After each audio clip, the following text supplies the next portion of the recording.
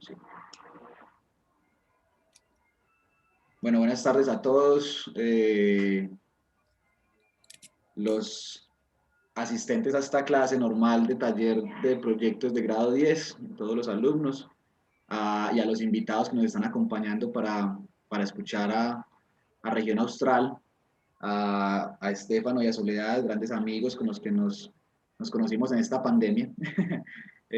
A través de las redes y con los que por medio de mi oficina, pues del taller de arquitectos, hicimos un concurso acá en Colombia que se llama Alma Viva, en el que quedamos de mención de honor. Y de ahí entablamos una conversación bien interesante, nos dimos cuenta que tenemos muchos puntos en común. Inicialmente este enlace que hicimos entre las oficinas fue porque queríamos aprender un poco del análisis territorial que Región Austral ha venido adelantando, y eso es un poco la muestra de hoy. Básicamente una presentación para todos los que están llegando, rápida, pues, de los dos directores de Región Austral.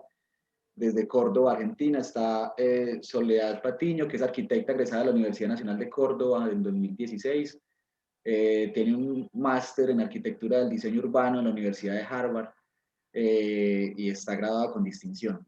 Es cofundadora y directora de la Oficina Región Austral de Córdoba, Argentina. Fue becaria del Fulbright del Ministerio de Educación de Argentina, y ha sido ganadora de numerosos concursos nacionales e internacionales.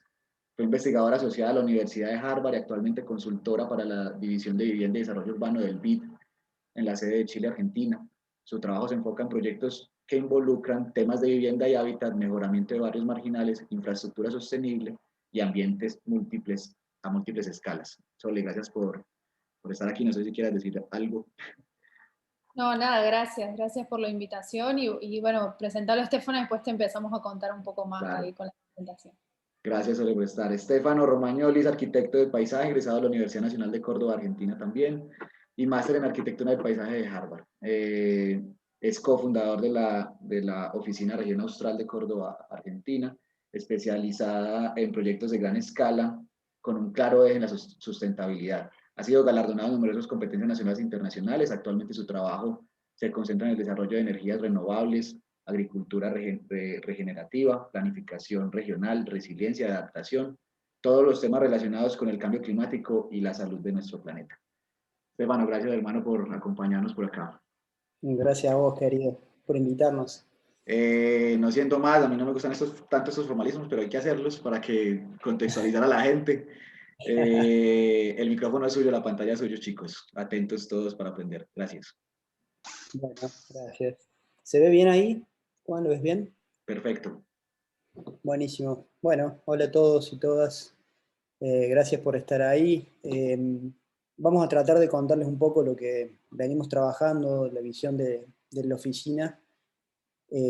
Así que, bueno, hemos hecho como un pequeño resumen acá. La charla se llama Exploraciones Territoriales Multiescalares, y nos pareció importante señalar esto, ¿no? de la investigación a la práctica urbana y de paisaje. Primero queremos contarles un poco, bueno, quiénes somos, qué hacemos, muy rápido. En los últimos 3 años hemos estado fuera de Argentina.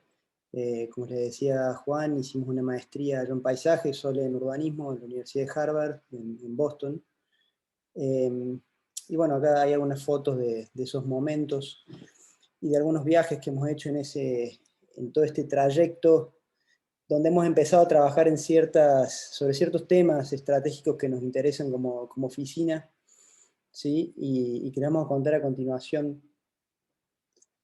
sobre todo... Sí, sobre todo como una escala, digamos, o sea, creo que las dos maestrías tienen esto que abordan una serie de complejidades y de escalas del fenómeno, digamos, urbano y paisajístico como tal, digamos que son compartidas entre las maestrías que cada uno hizo, y que entonces eso nos llevó después y en el año de la pandemia, creo, como a decantar toda esa información y a elaborar como esta visión para la oficina. Así que en ese sentido estructuramos la charla en tres etapas. Primero contándoles un poco cuál es esta visión o qué entendemos nosotros desde la disciplina y cuál es el aporte que podemos hacer. qué hacemos en el estudio, cuál es el tipo de trabajo que hacemos, y por último mostrarles algunos proyectos que hemos desarrollado en estos últimos años.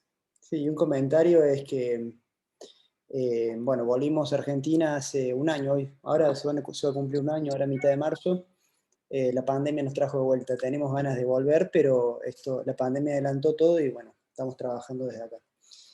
Exacto, entonces, bueno, en relación a esta visión, creo que encontramos, y a partir de, digamos, estos últimos años de trabajo que hemos hecho, en la disciplina una serie de desafíos transversales que afectan, digamos, hoy a nuestras ciudades, a nuestros entornos urbanos y paisajísticos, que creemos que como arquitectos y diseñadores urbanos tenemos como mucho para decir. Uno de ellos es la crisis ambiental y el cambio climático.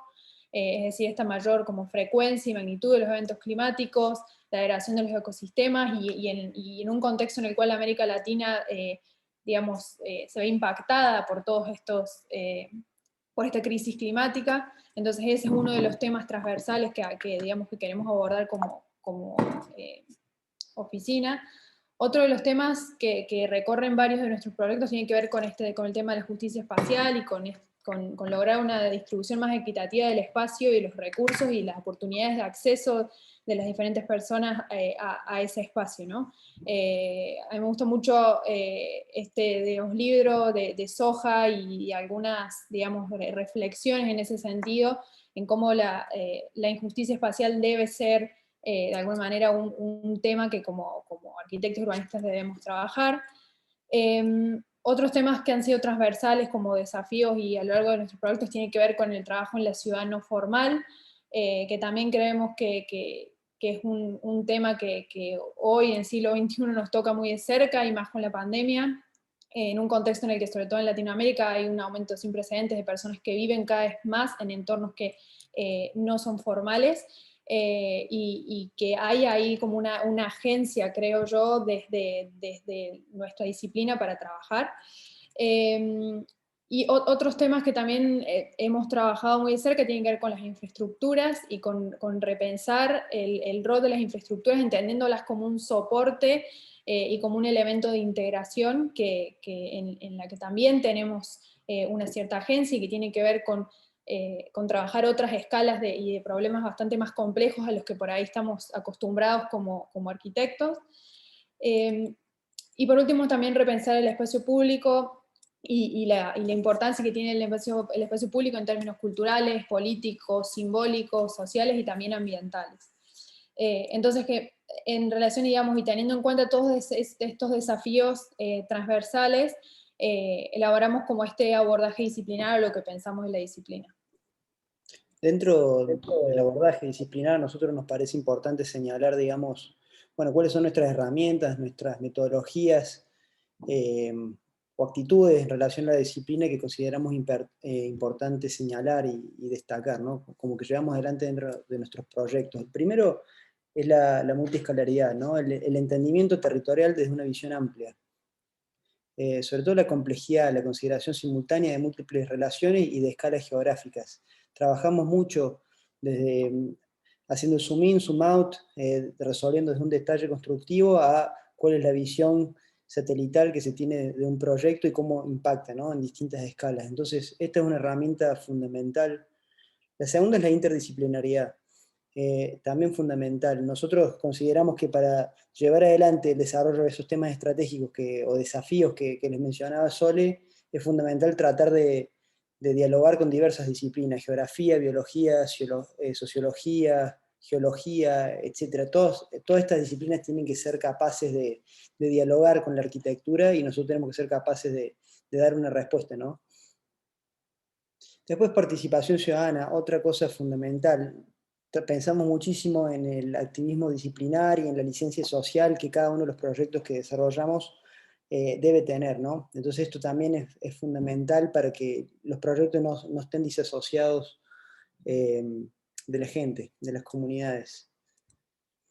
Y después tener una mirada socioambiental, esto es fundamental, un abordaje integral del ecosistema. Este es un diagrama que se llama el árbol de la vida y que muestra, por ejemplo, desde el inicio de la vida con las primeras bacterias al desarrollo de todas las distintas especies hasta terminar en los humanos. Y es fundamental entender que nosotros formamos parte de todo este sistema. Entonces, cómo intervenimos en el paisaje, en el urbanismo, en la ciudad, entendiendo que somos parte de este ecosistema. Exacto, entonces, digamos, con esto en cuenta y con esta visión, le vamos a contar un poco de, digamos, cuáles son el tipo de proyectos que desarrollamos o qué estamos haciendo en este último tiempo. Una de las cosas fundamentales y que nos gusta mucho hacer aparte son el tema de los concursos. El concurso como una herramienta, digamos, para resolver un problema, pero que también te pone de alguna manera en un gran desafío y que te permite llegar, digamos, a lugares y encargos en los que nosotros como oficina que recién está arrancando, por ahí no podríamos estar si no fuera por los concursos. Entonces somos muy concurseros, nos gustan los concursos. Este fue el último que hicimos justamente con Seba y un equipo muy grande que nos asociamos para hacerlo. Este fue otro concurso que hicimos el año pasado de un parque deportivo y cultural acá en Argentina, en Neuquén, en la Patagonia. Y la idea es que siempre vamos armando como equipo según el encargo y el concurso, ¿no? Así como nos asociamos con el taller y con Meta, acá nos asociamos con otros colegas y amigos para hacer este concurso y lo creemos como una herramienta muy potente. Después también hemos hecho bastantes publicaciones y exhibiciones. Esta es una de ellas en Luma, en Arles, en Francia. Pero también hemos tenido, digamos, nuestros proyectos han sido, por ejemplo, publicados en la Bienal de Chicago en el 2019, y bueno, creemos y entendemos también estas instancias como de publicación y exhibición también como una herramienta de discusión sobre la disciplina, básicamente, ¿no? Donde se pueden, digamos, reunir varias voces y actores a discutir temas que son transversales y centrales para el abordaje de la disciplina. Sí, un comentario ahí simplemente es que también las exhibiciones, por ejemplo, sirven para tener un feedback de las poblaciones, de las comunidades, y esto está ligado a la parte de licencia social que hablábamos antes, ¿no? Exacto. Y también trabajo de consultoría desde el año pasado.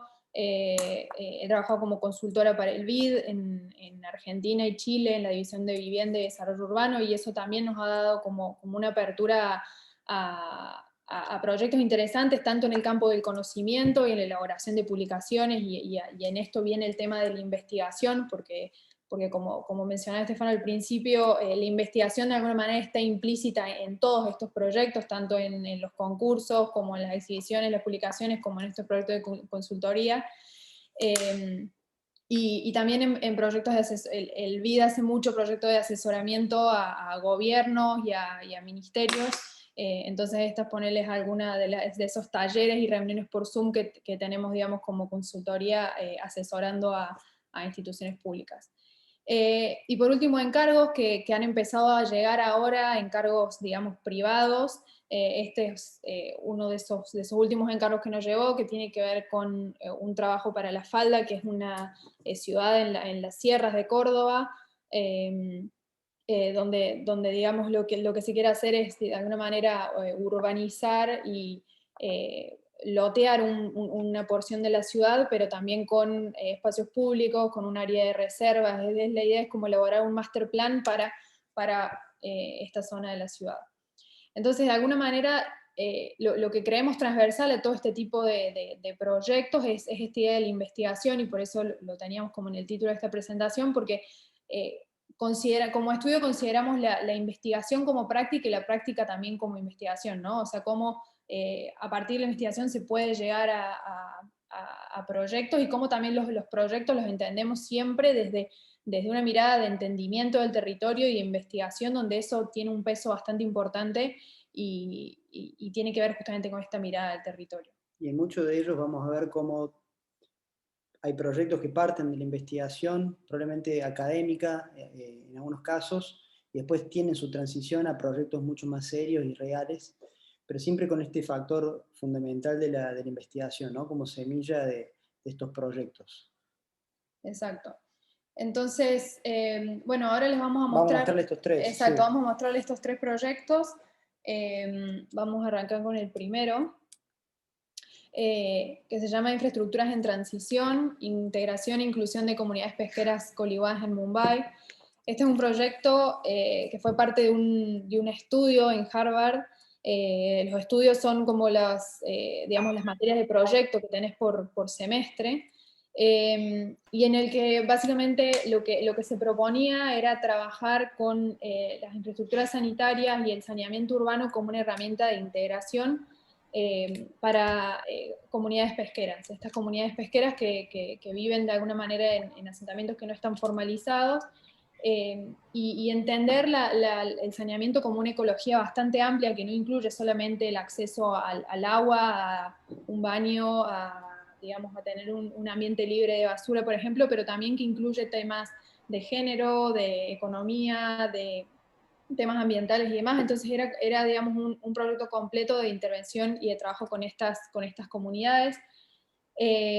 Como pasa en la mayoría de estos estudios, viajamos al lugar, viajamos a Mumbai, y trabajamos en un proceso participativo con las comunidades y también con agentes locales y expertos locales, como el Urban Design Research Institute, que es como un instituto de investigación urbana de Mumbai, que ya estaba trabajando con estas comunidades en el mapeo de sus barrios y de sus territorios, porque son comunidades que no están ni mapeadas ni categorizadas dentro de los planos del municipio. Entonces un elemento, digamos, fundamental era mapearlas y reconocerlas como barrios dentro de la ciudad. Y trabajamos con ellos en este proceso participativo, que después derivó en una serie de proyectos que hicimos junto a todos los 2 estudiantes que fuimos allá. Entonces, primero les voy a contar como un poco un pantallazo de Koliwas y de Maim. Los Koliwas son estas comunidades pesqueras en Mumbai, que están en un proceso de alguna manera de transición económica y cultural, porque digamos, son de alguna manera pueblos originarios, pero digamos, con la llegada de la globalización y el capitalismo digamos, están como en un proceso de transición hacia nuevas formas de vivir. Entonces, si bien, por ejemplo, todavía la mayoría de estas comunidades tienen a la pesca como principal fuente de ingresos, también el 75% de los habitantes tienen además un trabajo extra, y la pesca está cada vez más como una actividad que pareciera empieza a ser residual por temas de contaminación y demás. Entonces, en este proceso de cambio en el que ellos se encuentran, y aparte enfrentando una serie de problemáticas ambientales, sociales, bastante importantes, la pregunta era cómo diseñar para este proceso de transición, permitiendo o logrando de alguna manera que no pierdan esta identidad cultural y este espacio que tienen en la ciudad. Entonces, y volviendo a esta idea de investigación, lo primero en lo que se trabajó fue en esta investigación de cómo funcionaba, en este caso, la actividad pesquera en la ciudad de Mumbai, y la actividad pesquera de estas comunidades. Se mapearon todas las comunidades, que son los que se ven en una cruz negra, y en una cruz gris, digamos, algunas otras, son 27 en total, pero se eligieron 6 como casos de estudio. Y a partir de este entendimiento de cómo funciona la actividad pesquera en la ciudad, se llegó a esta conclusión de que de alguna manera el funcionamiento generaba una actividad que generaba mucha segregación en términos sociales, porque básicamente lo que pasa es que los hombres de las comunidades salen a pescar a la noche, vuelven con el pescado hasta un solo ¿cómo se llama? Puerto que está en el sur de la ciudad. Las mujeres viajan en tren, recorriendo grandes distancias hasta ese puerto, recogen el pescado y después van hacia los diferentes mercados de la ciudad que están marcados en rojo, y en esos lugares son donde se vende el pescado también en unas condiciones, digamos, de salud y de higiene que no son las óptimas. Entonces, todo este sistema era bastante ineficiente, y yo veía ahí como una oportunidad para hacerlo más eficiente. Entonces, esta investigación urbana después derivó en una investigación de cada una de estos 6 casos de estudio, en los que se evaluaron, digamos, cuáles eran las cosas en común y las cosas que no tenían en común cada uno de estos asentamientos, pero llegando a la conclusión de que en todos ellos había una serie de espacios urbanos y públicos que eran, digamos, muy potentes para relocalizar el puerto y el mercado en las mismas, urbanizaciones, ¿no? Entonces la propuesta, la propuesta a nivel urbano era justamente centralizar la actividad pesquera, tanto del puerto como de los mercados, en estas comunidades, y de alguna manera descentralizarlo a nivel ciudad, de alguna manera, ¿no? Entonces este era el modelo que proponía a nivel ciudad, y después el trabajo se centralizó en una de estas comunidades, que era Maim, que es la que se ve acá, no sé si ven mi cursor, y entonces después se abordó otra escala de trabajo que era a nivel como del barrio, donde se reconocieron también como 3 oportunidades o interfaces de integración, les llamé, que son espacios de oportunidad en los que el espacio público de alguna manera tenía como agencia para generar esta, de alguna manera, matriz de infraestructura que pudiera servir de soporte al barrio. Entonces se identificaba una interfase con el agua, que se conectara al sistema de manglares del río Miti, un corredor transversal que pudiera conectar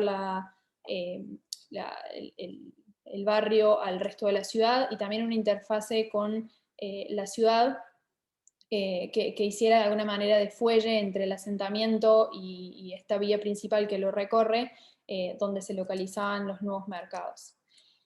Entonces después esas como 3 interfaces que se conocieron en una escala más grande, derivaron en 4 zonas de intervención a nivel más bien urbano y del asentamiento, que eran estas 4 que se ven en esta axo, y estas 4 zonas de intervención tienen en todos los casos infraestructura de saneamiento, pero también incluyen espacio público y nuevos programas, tanto de pesca como digamos, nuevos programas para el barrio.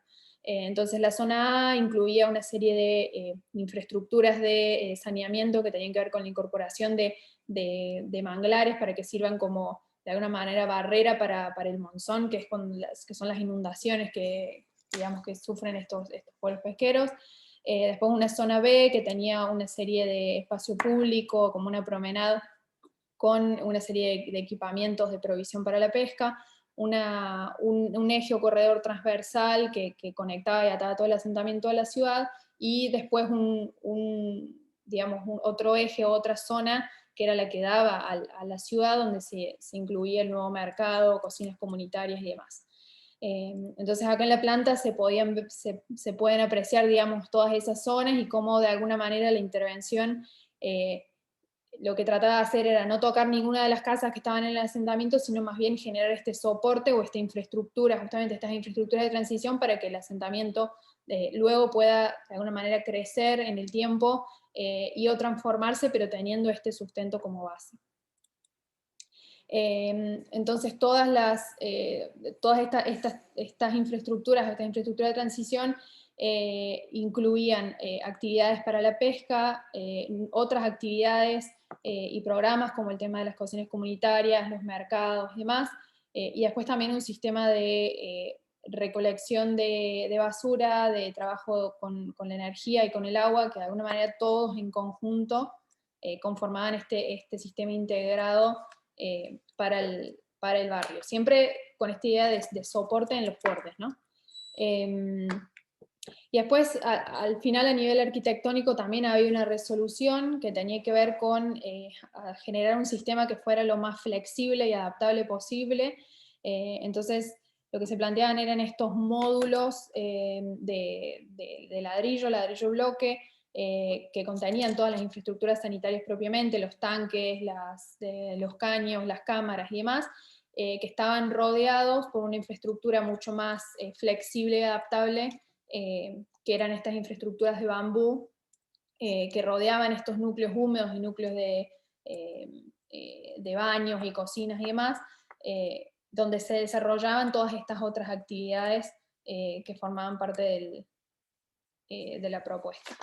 Entonces, bueno, de alguna manera, esta era como esa axo del conjunto, y de cómo se veían estas infraestructuras de transición trabajando en conjunto, siempre con esta mirada de lo modular y también de la temporalidad, ¿no? De que creo que es algo importante para pensar en todos estos proyectos urbanos, que es en ofrecer soluciones que sean lo suficientemente flexibles para poder actuar hoy, pero para poder después luego transformarse en el tiempo.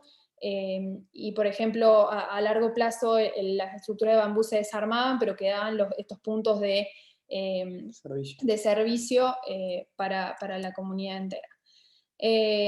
Lo interesante de este proyecto, y volviendo a esta idea como de investigación, es que después de hacer este proyecto me invitaron a ser parte de la investigación, de una investigación bastante más amplia que se llamó Sanitation and Equity, que es sanidad y equidad, armamos una exhibición bastante linda e importante en la Bienal de Arquitectura de Chicago en el 2019, y ahora actualmente estamos por publicar un libro que digamos que incluye este proyecto, pero más allá de que este proyecto es anecdótico porque es parte de 12 proyectos que se hicieron, la idea es justamente plantear y poner en la mesa, digamos, la discusión sobre el tema de las infraestructuras sanitarias, y que creo que justamente hoy en un contexto de pandemia es algo bastante importante a trabajar, el tema de la infraestructura sanitaria y en estos contextos de informalidad que suceden en la India, pero que creo que estoy segura que también suceden en nuestros contextos latinoamericanos. Entonces,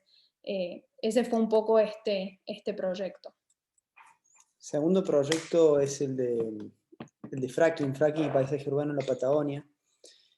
Conflictos socioambientales en Vaca Muerta, Argentina. Este proyecto nació, digamos, de una beca de investigación que ganamos también cuando estábamos allá, año 2019, donde hicimos una propuesta a la universidad, y la universidad aceptó que investigáramos este tema por el transcurso de 3 meses, fue una cosa así. Sí. Pero después lo seguimos, ¿no? O sea, fueron Claro. 3 meses de la beca puntual que nos dieron, pero después lo seguimos elaborando durante... Sí, y de alguna manera este trabajo o esta investigación que parte de esa beca de 3 meses, después uno intenta que se transforme en la práctica y en conversaciones con instituciones acá en Argentina en algo más real. El primer punto de esta investigación era entender a la Patagonia como un territorio muy particular, como un territorio que forma parte del famoso sistema de jardines globales que señala Capandey y Thomas Kretschmann. Los jardines globales son grandes territorios con muy poca antropización, pero muchísimos recursos. Dentro de los jardines globales uno tiene la Siberia, el Sahara, el Amazonas, bueno, la Patagonia, el desierto de Gobi, entre otros. Y era importante entender que la Patagonia forma parte, a pesar de ser este jardín global que vemos acá, forma parte de un sistema global de comercio internacional, ¿no? Donde, como le decíamos antes, la Patagonia está llena de estos recursos que de alguna manera son trasladados a otras partes del planeta.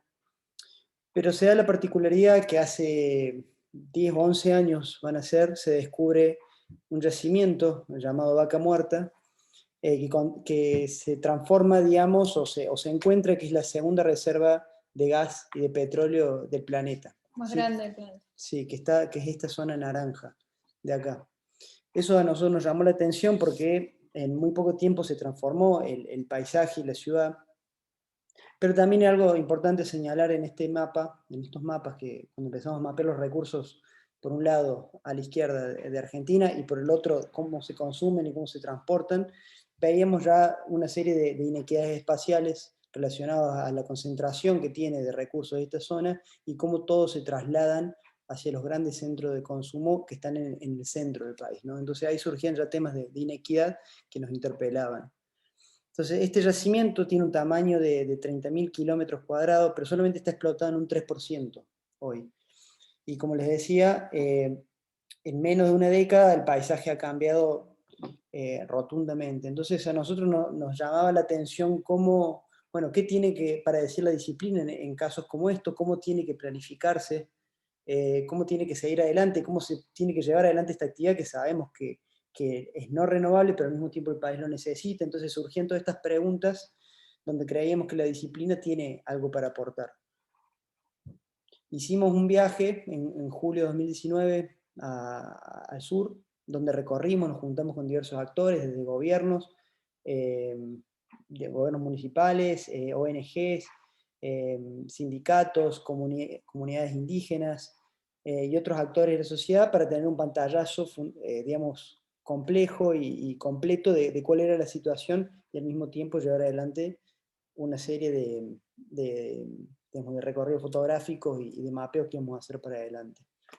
Exacto, entonces de alguna manera el argumento de nuestra investigación y el puntapié de donde partíamos es de que el fracking y la actividad extractiva están generando como un tipo particular de urbanización y de impacto en el territorio y en el paisaje. Para los que no están muy familiarizados con el fracking es una forma de extraer petróleo en la cual se bombean grandes cantidades de agua a mucha presión con químicos a grandes profundidades, o sea, desde la superficie, pero a grandes profundidades. Y esto hace que la roca se fractura, digamos, en las profundidades, y el gas y el petróleo empiezan a fluir y a aflorar de alguna manera en la superficie. Entonces es un proceso que de alguna manera es invisible para la superficie, si bien lo que se ven en la superficie son estas instalaciones y estos cuadrados de instalación de fracking. El procedimiento es mucho peor porque también hay como grandes explosiones en subterráneas que nadie está viendo. Es como un proceso como de minería, pero subterráneo. Sí, y una cosa, para clarificarlo, a diferencia de digamos, la explotación convencional, en la explotación convencional uno pincha, digamos, la superficie y abajo hay una laguna de petróleo, por ejemplo, ¿sí? O un área de gas disponible. En este caso se tienen que inyectar estos volúmenes, como decía Soledad, y explotar la piedra abajo para poder sacarla a los recursos. Entonces esa es la diferencia. Exacto. Crudamente explicada. Entonces lo que empezamos a ver es que Vaca Muerta, con el impulso que tuvo en los últimos años, y digamos, la colonización de este territorio de la Patagonia, que era bastante virgen, ha empezado a influir en la conformación de los centros urbanos y en la alteración del paisaje. De alguna manera, lo que nosotros íbamos a hacer era mapear todos estos conflictos y estos impactos del fracking en el territorio. Entonces empezamos por hacer estos mapeos de entendimiento del territorio en marrón, o en marrón clarito. Ahí van a ver cuál es la extensión de la reserva de Vaca Muerta, que realmente es muy importante. Y empezamos a ver cómo la extensión de la reserva empieza de alguna manera a trabajar en un territorio de cuencas hídricas muy importante, y en un territorio productivo muy importante, que es la región del Alto Valle, que es lo que se ve marcado en verde, que es una zona de producción de manzanas, de peras, incluso son manzanas y peras de exportación, y de agricultores y de granjeros que tienen su producción hace años, y en las que de pronto empiezan a pasar cosas como la imagen que veíamos antes, que vienen los petroleros y ponen una estación de fracking. Entonces en negro se ven cuáles son los pozos. Todas esas manchas negras son pozos. Exacto, todos esos son pozos de petróleo convencional, y en rojo los de no convencional, que empiezan a florecer ahora. Entonces este territorio productivo y extractivo que empieza de alguna manera a competir, pero también hacíamos este análisis histórico en los que veíamos que esta historia de explotación y conquista de la Patagonia es algo que viene de hace muchas décadas. Entonces hacíamos como este análisis histórico, que no vamos a entrar en detalle, pero en la que justamente veíamos cómo la conquista de la Patagonia en algún punto es de alguna manera una conquista por sus recursos. Básicamente, para ponerlos más o menos en tono cuál es la situación actual, y lo que veíamos es que hoy en Vaca Muerta lo que pasa es que el subsuelo, ese lugar de explotación, es propiedad del Estado, pero que ese subsuelo es concesionado a empresas internacionales y petroleras para la extracción. Pero la tierra en superficie sigue siendo propiedad de propiedades privadas, de agricultores, de productores y demás, incluso las comunidades indígenas, y eso es lo que hace que este territorio entre en conflicto y que haya gran cantidad de conflictos. Hoy es incluso tapa de diarios a menudo en la mayoría de los diarios argentinos. Entonces, y hacemos este análisis histórico de este... Vamos a controlar la ansiedad. ¿Cómo? Pensé que alguien había... Dale, tranquila, sigue. Entonces era este territorio en disputa. Veíamos estos mapas de de 1880, antes incluso de la campaña del desierto, que fue donde se conquistó todo este territorio, que era tierra indígena, y cómo después analizamos cómo se empezó a subdividir la tierra en estos, de alguna manera, como latifundios, creo que es la palabra, y cómo esa subdivisión de la tierra de 1901 incluso se mantiene hoy en día, y sin básicamente ninguna alteración, pero que a esa subdivisión de la tierra y a la propiedad de la superficie, como decía recién, hay que agregarle la propiedad del subsuelo, que son estas concesiones de petroleras, que implican digamos, una zona de conflictividad por el uso del suelo y de la tierra. De alguna manera, la subdivisión de la superficie no siempre es la misma con la subdivisión del fondo, no es el fondo en realidad, Sí, del subsuelo. Del subsuelo de la tierra, y eso lo hace como interesante, ¿no? Y genera un montón de conflictos. Y genera de alguna manera un desafío de planificación, que era lo que nosotros entendíamos que ahí estaba nuestra agencia. O sea, en todo este tema hay un conflicto de planificación urbana en la que nosotros tenemos de alguna manera una agencia y una voz para tomar. Entonces, en ese sentido, seguimos cambiando de escala. Primero mapeamos a nivel nacional los recursos, luego las cuencas donde confluye Vaca Muerta, y haciendo un zoom a la zona del Alto Valle Río Negro, ya empezábamos a ver esto que contaba Sol antes, ¿no?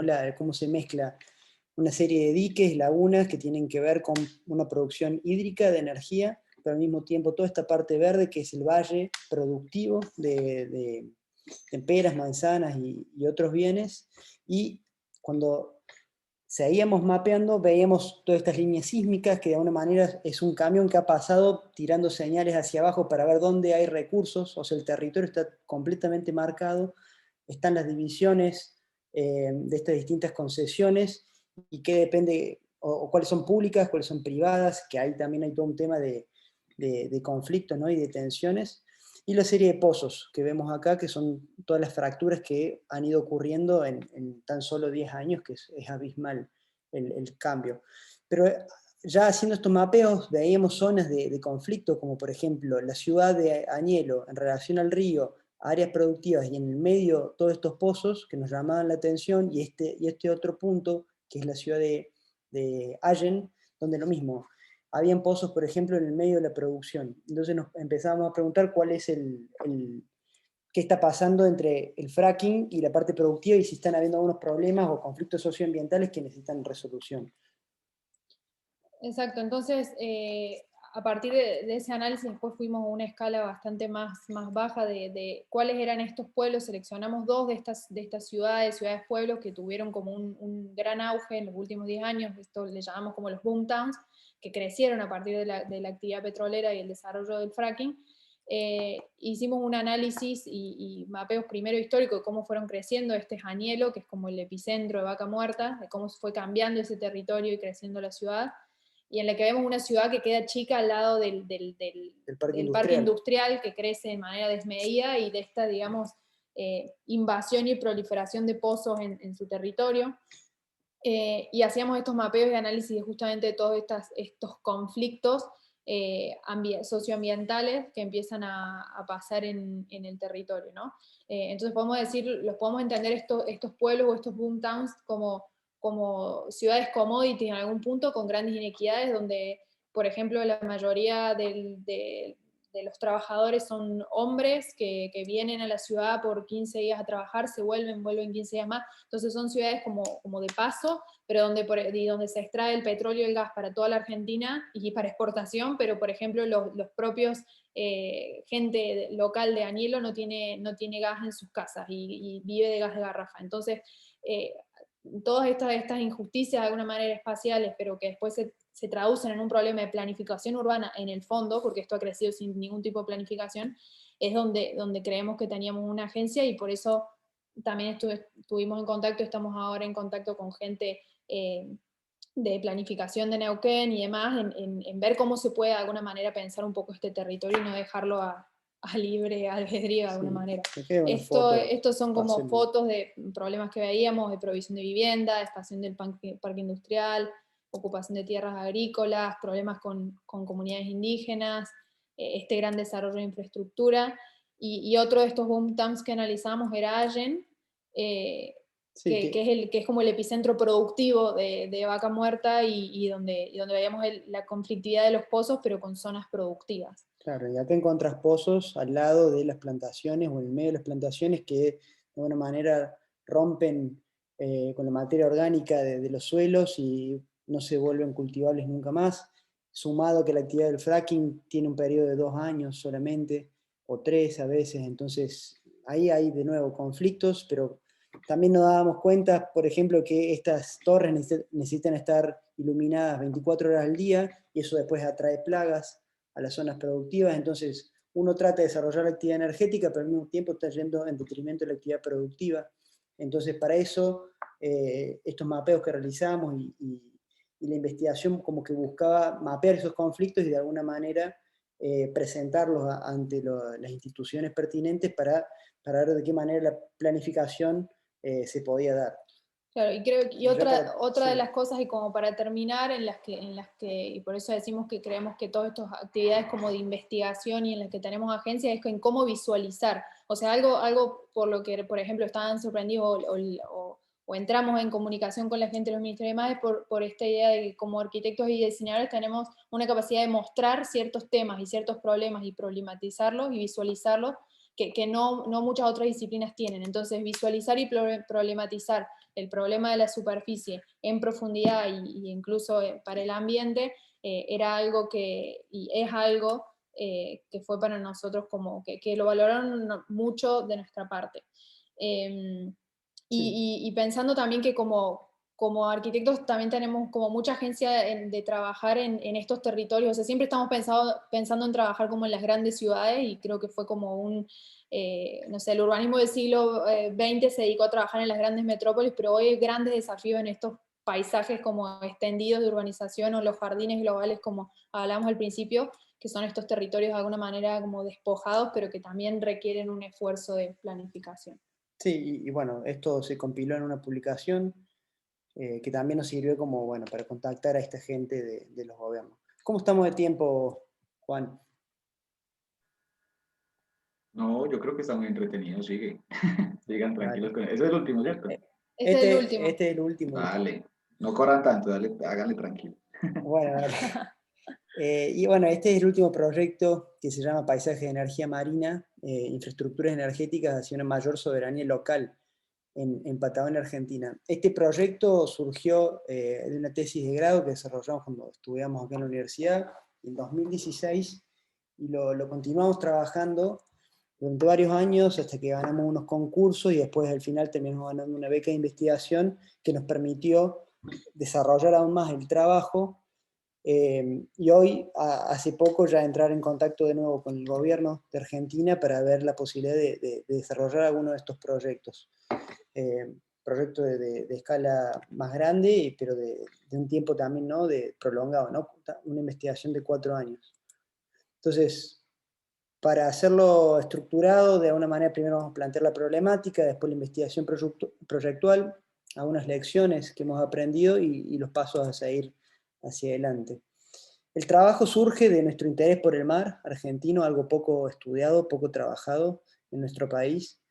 Y bueno, de nuevo la pregunta, ¿qué tenemos nosotros como arquitectos para aportar en el mar, ¿no? Más allá de ciudades flotando y cosas utópicas, sino ¿qué realmente tenemos para aportar, no solamente para el desarrollo de la disciplina, sino también para el desarrollo del país?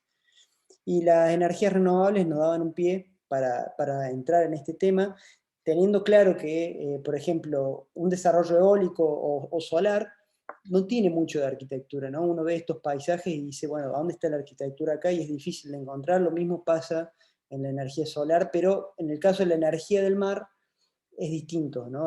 Se requieren de infraestructuras que de alguna manera te dan pie o generan el soporte para realizar algún tipo de actividad con las comunidades locales. Entonces, de nuevo retomábamos este tema, para nosotros está muy presente la Patagonia y los jardines globales debido a la extensión que tiene y la poca antropización, ¿no?, de la Patagonia, y nos preguntábamos cómo tienen que ser estas infraestructuras y cómo tienen que interactuar con el territorio. partiendo de la base que en 2016 el sector energético de la energía representaba el 34% de los gases de efecto invernadero, a nosotros nos daba un pie para decir, bueno, también estas energías renovables tienen que ver con el cambio climático y la posición de Argentina en función a este problema, ¿no? Si vemos la matriz energética argentina del año pasado, esto ha ido mejorando, pero hasta el día de hoy el 60% es energía térmica, un 26,5% es hidráulica y solamente un 5,8% renovables, y Argentina tiene un plan de llevarlo al 20% de energías renovables en 2025.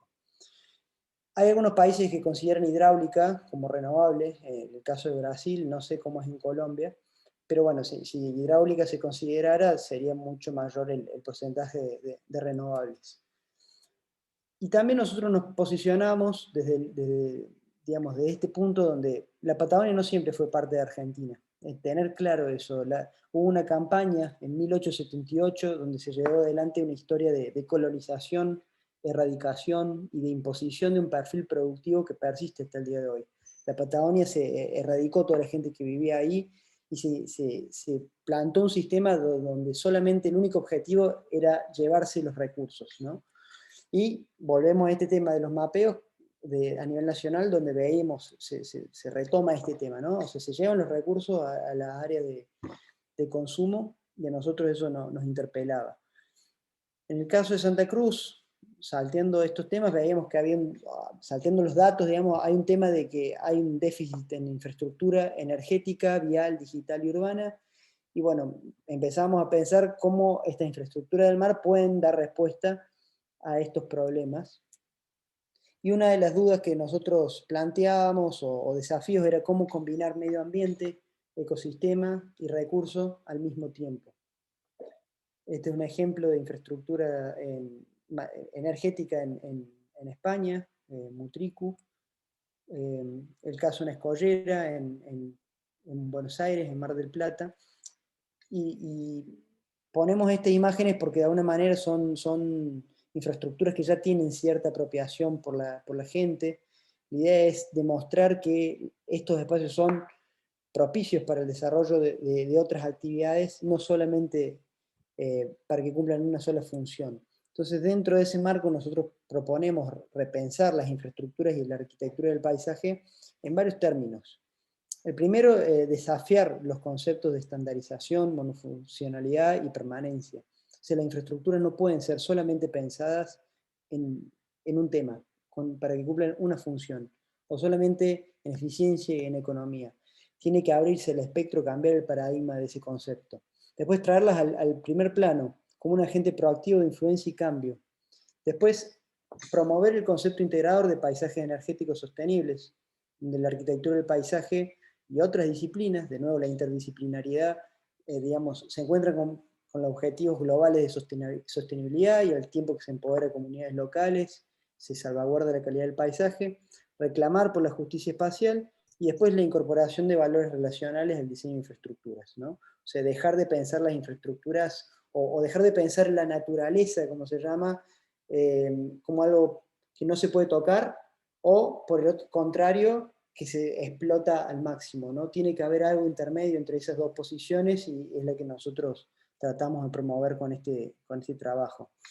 Lo primero que hicimos fue tratar de mapear toda la costa argentina, identificar distintos lugares donde había oportunidad de desarrollo en relación al recurso y otras actividades, y de alguna manera buscábamos repensar y reimaginar el perfil productivo de la región, como les decíamos, salir de esta mirada, digamos, extractivista en el cual está asociada la región. Dentro de Santa Cruz, nosotros proponemos 4 áreas de oportunidad en la misma provincia, con 3 tecnologías de energía y 4 escalas de intervención, ¿no? Agarramos toda la costa de una provincia que tenía recursos y tratamos de generar alternativas. Y a su vez, como metodología, nosotros nos generamos un kit de piezas que estaban asociados a el recurso, el usuario, ambiente, infraestructura, con existencia, experiencia y fenomenología que a nosotros nos permitirían de una manera domesticar las infraestructuras que vamos a estar proponiendo. Entonces, en el caso de Puerto Deseado, proponemos energía undimotriz a una escala mediana de intervención, Estas son fotos del lugar donde fuimos, nos basamos en estudios que marcaban que el punto 5 es donde está Puerto Deseado, hay una posibilidad de desarrollo de energía undimotriz.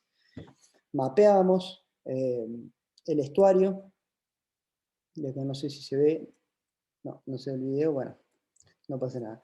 Hicimos una propuesta donde se localizaba una central undimotriz basado en análisis geomorfológico, de batimetría, de migración de animales, de circuito de barcos, del impacto de las olas, de relación con áreas de reserva, etc. Una vez desglosado, digamos, el paisaje y estudiado y mapeado, decidimos ubicar la central en ese punto y hacer toda una reorganización costera con una serie de actividades productivas, turísticas, de energía y demás. Esto era lo que nosotros nos imaginábamos. Desarrollábamos cortes, ¿sí? en el sitio. Y acá la inclusión de estas pequeñas intervenciones a lo largo de la costa, culminando en un mirador y demás. Pero el desafío en este punto era cómo mezclar varias disciplinas o capítulos, si se quiere, productivos, energéticos, turísticos, y de alguna manera de generar desarrollo económico, socioeconómico en estos pueblos que están tan olvidados en la Patagonia, ¿no? Y después desarrollamos estos componentes o este kit, por ejemplo, de kit de piezas, por ejemplo, las piletas naturales, ¿no? Son piletas que cuando sube la marea se tapan, y cuando se baja la marea quedan estas piletas que se apropian las personas. Esto es un paso, bueno, demás. Después estaba el caso de Puerto San Julián, que proponíamos energía maremotriz, pero a través de corrientes de marea, en una escala más grande. Mapeábamos la bahía de San Julián, donde está ubicado Puerto San Julián, y hay dos puntos interesantes donde se generan fuertes corrientes. Acá hay un video que es muy interesante, a ver si se puede mostrar. Bueno, no sé si sale, pero bueno, no hay problema. Pero básicamente se señalaba cómo se llena y se vacía esta bahía, y acá pueden ver en esta foto cómo la corriente que se genera en este punto, donde se instala un parque maremotriz y se genera una escollera que por principios físicos busca achicar la distancia entre estos dos puntos y aumentar la velocidad de las corrientes. A lo largo de esta infraestructura hay, de nuevo, deportes, turismo, producción, etc. Y esto era lo que nos empezábamos a imaginar. Esta es una foto real, acá ven el cambio de color en el agua, donde se ven claramente las corrientes. Cortes de nuevo, la ubicación de los distintos componentes en la infraestructura, y bueno, el desarrollo de estas piezas, ¿no? Unas viviendas anfibias, o el camino de la marisma, que es una vegetación muy importante en la zona. Y el último proyecto es de energía maremotriz a través del rango de marea, en una escala de intervención mucho más grande. ¿Sí? En este caso, el estuario del río Santa Cruz tiene un rango de marea de 13 metros. Esto quiere decir que se llena y se vacía, o que sube el agua 13 metros en 6 horas, y las siguientes 6 horas vuelve a bajar 13 metros. Esto genera una oportunidad para la instalación de una laguna maremotriz, sobre todo en esta zona, que luego de estudios diversos con especialistas y demás, llegamos a la conclusión que era la adecuada para la instalación de una laguna maremotriz por su muy baja profundidad. Acá tienen dos fotos en el mismo lugar, con 6 horas de diferencia, y es abismal el cambio de paisaje, ¿no? En baja mar y en plena mar. Entonces, en este caso, lo que se propone es una gran infraestructura, una laguna, conformada por una escollera, ¿sí? de 3,8 kilómetros de largo, que de alguna manera encierra el agua, y por determinado tiempo, y cuando se genera la diferencia entre la laguna y el estuario, se libera el agua hacia afuera.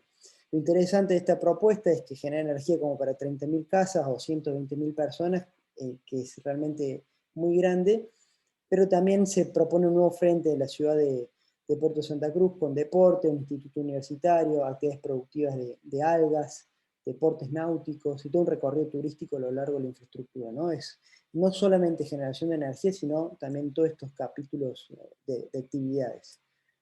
Así es como se ve. en este caso la laguna en pleamar, es decir, en marea alta, y todo el estuario en baja mar, y generando energía hacia afuera. Después la energía se puede generar en el otro sentido. Y de nuevo la ubicación de estos pequeños elementos o intervenciones a lo largo de la infraestructura. Y en este caso, bueno, desarrollamos la Copa del Sol, ¿no? Pesca artesanal, algo fundamental para las comunidades locales, que hay muchas familias que comen lo que pescan como tradición.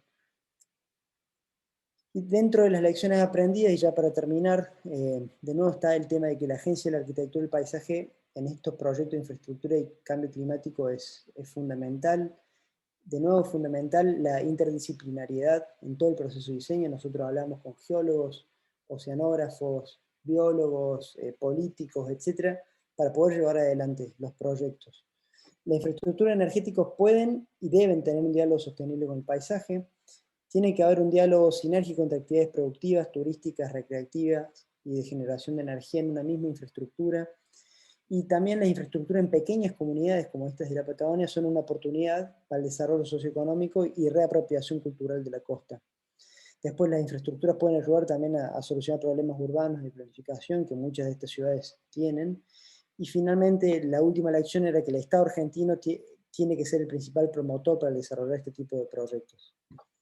Finalmente, hace pocos días tuvimos reuniones ya como para concretar el avance en algunos de estos proyectos con gente del gobierno, y simplemente es una anécdota, pero es para comentar cómo desde la investigación, desde la tesis de grado que nosotros desarrollamos en la universidad, después de 4, casi 5 años, uno llega, culmina en un punto donde realmente, después de mucho desarrollo, se pueden presentar estas propuestas y ver cómo desarrollarlas y le sirvan al país.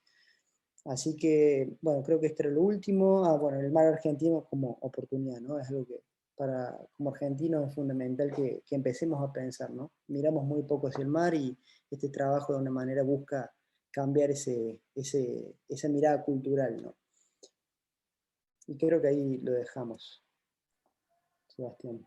Soledad, Estefano, muchísimas gracias. Para los que se fueron sumando en la marcha, les voy a volver a copiar en el chat un formulario para que los invitados nos llenen, por favor, es muy fácil de diligenciar.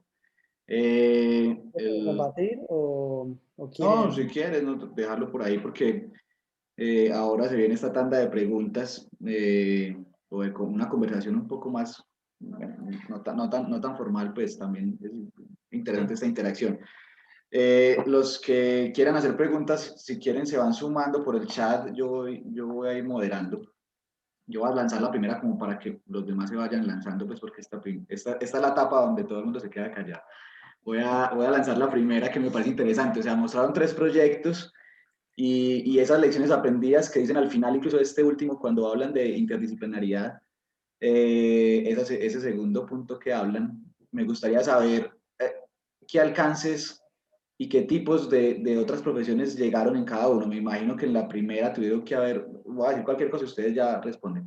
En el primer proyecto tuvo que haber algo social, sociólogos, antropólogos, algo similar. En el segundo tuvo que haber algo forestal, agrónomo, algún biólogo, algo así. En esta última sí que debe haber un biólogo, algo marino. No sé, quiero que me cuenten un poco de eso, cómo fueron los insumos, cómo hicieron parte del proceso. Me interesa mucho esa visión. No, está bárbara la pregunta y creo que en ese sentido todos los proyectos tienen mucho de este trabajo como, por un lado, un trabajo como que va de abajo hacia arriba, o sea, como un trabajo de campo y de trabajo con actores locales, con gente que está en el campo, ya sea porque, por ejemplo, en el caso del primer trabajo que mostramos tenía un fuerte componente social, entonces trabajamos directamente con la gente que vivía en las comunidades, y también con sociólogos o gente de ONGs, por ejemplo, que trabaja con estas comunidades, entonces como trabajar un trabajo de campo muy fuerte, pero a la vez incluso ese trabajo tenía un componente de trabajo con los estados y con los municipios para lograr este proceso, por ejemplo, de mapeo y de reconocimiento de las villas en una instancia municipal. Y creo que después en los otros proyectos que hemos mostrado también existe como esta doble mirada, ¿no? Como un trabajo de abajo hacia arriba y siempre también necesario un trabajo de arriba hacia abajo y de vinculación con los estados y con gobiernos, digamos, para hacer un trabajo que vaya en los dos sentidos, ¿no? Dentro de las disciplinas, y es importante la pregunta porque algo que a nosotros nos gusta y también marcamos al principio de la presentación, que es el tema del abordaje disciplinar. Nosotros creemos que los arquitectos tienen que ser capaces de dialogar con todas las disciplinas, es fundamental ser capaces de hablar con geólogos, biólogos, oceanógrafos, sociólogos, antropólogos, como decías vos, seguramente en el trabajo de fracking hablábamos, no solamente con instituciones, pero también habían ingenieros, por ejemplo, que están relacionados a la parte técnica del fracking, pero también hablábamos con personas en las universidades que de alguna manera están también estudiando el impacto ambiental que tienen estas infraestructuras tan grandes de explotación del recurso no renovable. Y también hablamos con la otra voz, por ejemplo, hablamos con una socióloga que tiene mucho contacto con gente de los ambientalistas y gente que están trabajando y que están como ahí como en la lucha para que se deje de fracturar y que hacen marchas y manifestaciones y demás. Entonces es como, creo que la complejidad de abordar estos temas que son como tan complejos radica justamente en poder como escuchar todas estas voces y estos diferentes actores y ver cómo uno es como el titiretero que está por detrás intentando de manejar todos estos hilos, ¿no? Sí. Y creo que ahí está como la importancia de la planificación, ¿no? Y como el rol que tenemos ahí. No sé. El desafío es si uno quiere empezar a trabajar estos temas que exceden a la disciplina, porque no son únicos de la disciplina, sino que son de un montón, tiene que ser capaz de por lo menos entender un poco de todo y poder hablarlo. No hace falta que seas un experto en sociología, tenés que tratar de entender, interiorizarte en la disciplina y comunicarte. Pero sin eso no se puede hacer un proyecto, por ejemplo. No se puede hacer a veces algo que pasa muy común en la academia es pecar y solamente hablar con nuestros colegas, y a veces tratar de trabajar de ciertos temas que nos exceden, ¿no? Entonces, está bueno para implementarlo dentro de la universidad, salirse un poco de la disciplina en caso de que uno quiera trabajar estos temas. Total, y se ve reflejado en los proyectos definitivamente. El discurso coge más cuerpo, mayor seriedad, se ve más completo. Es total lo que ustedes están diciendo ahí, por eso me imaginaba que para lo que dijeron, que no es propio muchas cosas de las que dijeron no son propias de nuestra profesión, entonces me parece que es aprendido de otras disciplinas y de otros actores, claro está. Bueno, yo agradecería llegamos a los casi 50 chicos, pues es decir que habían alrededor de 40 personas que no son de la facultad o del curso propiamente dicho. Me gustaría dar la palabra a alguien si tiene alguna pregunta en este momento de esos invitados, o esos asistentes que quiera decir algo, que quiera preguntarles algo.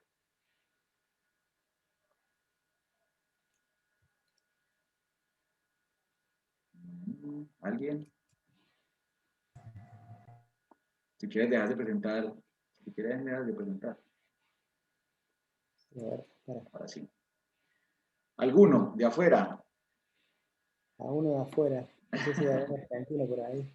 Por ahí varios de Argentina. Yo puedo seguir, o sea, yo me quedo conversando con ustedes tranquilamente. Yo quiero es que aprovechen el espacio los que están. ¿Alguien? No. Chicos de la sesión, de la clase.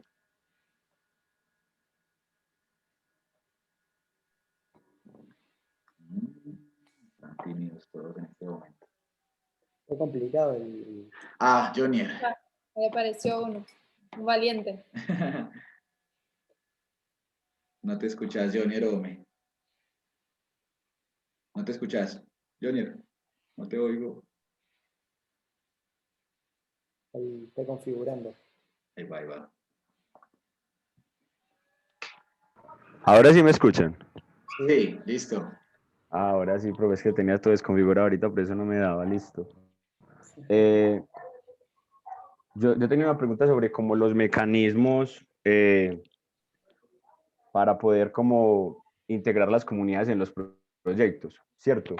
Como que nos hablaran de qué parámetros pues, ustedes utilizan para cuando hablan con las comunidades y cómo son estas etapas, porque digamos que, por ejemplo, los proyectos que estamos realizando en el curso, pasa mucho eso, que uno quisiera como llevar un poco, mezclar esa mirada con la de la gente, porque básicamente ellos tienen la respuesta muchas veces de sus propias necesidades. Yo quisiera como, es por ejemplo algo que le escuché a alguien una vez, creo que era muy interesante, que una población, por ejemplo, como la que nos mostraron al inicio, que lleva viviendo, por ejemplo, las familias 100 años, y uno como proyectista llega y planifica algo desde una mirada muy lejana. Y es como casi su visión muchas veces, interpretando muchas veces el territorio desde lejos. Y yo veo que ustedes tienen como que mezclan pues que mezclan como esas dos, como tocar propiamente a la persona y como esas necesidades y esa visión multiescalar, como lo decían. Entonces, básicamente es como preguntarles qué mecanismos utilizan para socializar los proyectos, y eso sería como mi pregunta. Hay como varias cosas ahí y distintos métodos. Uno es con respecto al proyecto de India, ¿no? La relación que tuvieron ustedes cuando viajaron, me parece. Y otra es, en el último proyecto, por ejemplo, hay, si que podemos explicar cada una, pero empiezo por el del final. El mecanismo que nosotros teníamos para interactuar con la comunidad, lo que tenemos es el diseño de una exhibición que estamos haciendo, donde vamos a ir al sur y vamos a presentar los proyectos de la comunidad en las universidades, y llamar a la población a hacer una exposición y empezar a recibir sus comentarios, porque lo que nosotros, en la etapa que está el proyecto, se ha hecho un anteproyecto, digamos, que tiene cierta definición, pero lo que nos pasa en Argentina es que hacen falta un montón de investigaciones científicas previas a los proyectos para saber si son viables o no, y eso es lo que vamos a estar trabajando con el gobierno. Entonces, en ese caso, vamos a hacer dos cosas paralelas: las investigaciones científicas, las mediciones, y al mismo tiempo la exhibición, y tratar de empezar un proceso de licencia social, donde, que es fundamental para que se lleven adelante estos proyectos. Si no hay licencia social, estos proyectos no se pueden llevar adelante, por más bien diseñados que estén. Entonces, nosotros lo consideramos fundamental, pero en nuestro caso, por ejemplo, es la exhibición, ¿no? Armar una exhibición y llevar el proyecto de una manera y contarlo a la comunidad fuera de los expertos, ¿no? Distinto es el caso de India.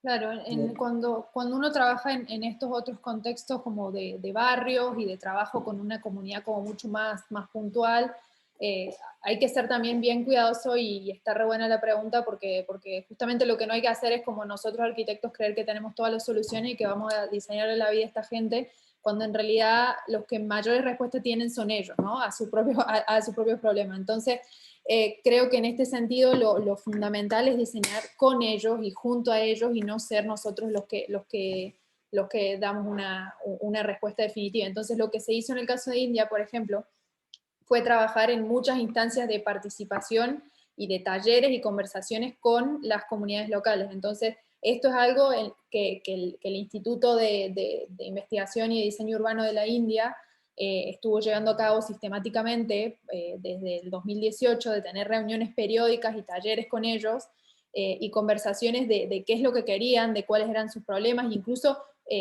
convocando a los propios vecinos y también a entidades, como hablaba antes, de ONGs que trabajan en el campo, para generar esta confianza, porque lo primero que hay que hacer es generar una confianza, y que ellos de alguna manera nos tengan a nosotros los arquitectos como aliados, y no nos vean como una amenaza que vamos a llegar con un proyecto no sé, a tirarles una casa o a hacer algo que no les gusta. Y más en estos contextos que son tan sensibles, y donde ya ha pasado que en el caso cuando uno trabaja en barrios informales, en los que muchas veces también hay problemas de erradicación. Entonces, lo primero que hay que generar es esa confianza, y esa confianza se genera en este trabajo de campo.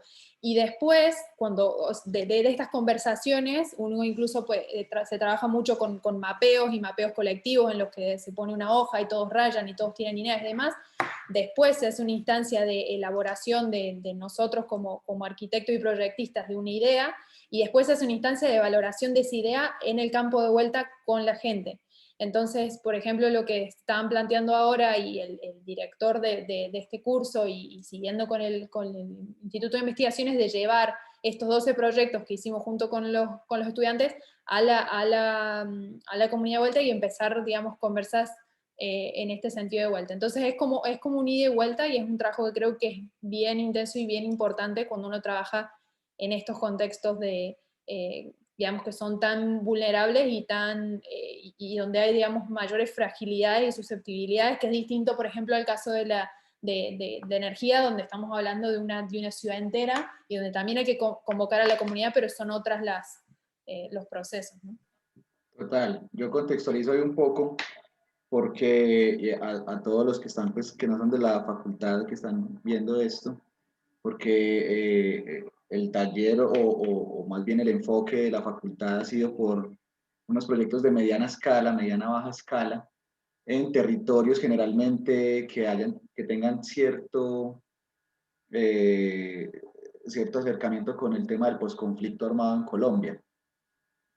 Entonces, por eso, y ustedes también, ustedes personalmente ya conocen mi corte, que es un corte un poco más social, desde la ciencia, una visión un poco más desde las ciencias sociales, y es lo que hemos tratado de hacer en este curso, es que los proyectos estén muy vinculados con la comunidad. De pronto, por eso la pregunta de Johnny iba específicamente a eso, porque es algo que hemos tratado en el curso de dejar atrás, de dejar de pensar que los arquitectos tenemos siempre la razón y que tenemos que volvernos es más unos receptores de toda esa información, tanto de lo que hablamos en la primera pregunta de los técnicos y de otras disciplinas, como de esta segunda pregunta que hablamos ya de la comunidad directamente implicada. Exacto. ¿Alguna otra duda o tiro mi pregunta? Profe, hola. Buenas, Hola Ricardo, ¿qué más? ¿Cómo buenas estás? tardes. Quiero hacer como una pregunta. Hay que poner prendo la cámara. Ya. Hola. ¿Me está escuchando bien ahí? Sí, sí, tranquilo, dale. Bueno, no, primero gracias, muchachos. Muy, muy interesante todo. Y yo quería como preguntarle algo muy, muy puntual con respecto al proyecto de lo del fracking, ¿cierto? Lo del petróleo. Porque, por ejemplo, yo estoy trabajando con una comunidad indígena y ellos han tenido también muchos problemas con el petróleo. Hace poco, pues, hablé con unos integrantes de la comunidad y me comentaron, pues, muy en resumidas cuentas, me contaron una historia, y es que, pues, ellos obviamente, pues, tienen como tres, por decirlo así, planos en su vida espiritual. Ellos son como son muy religiosos, ¿cierto?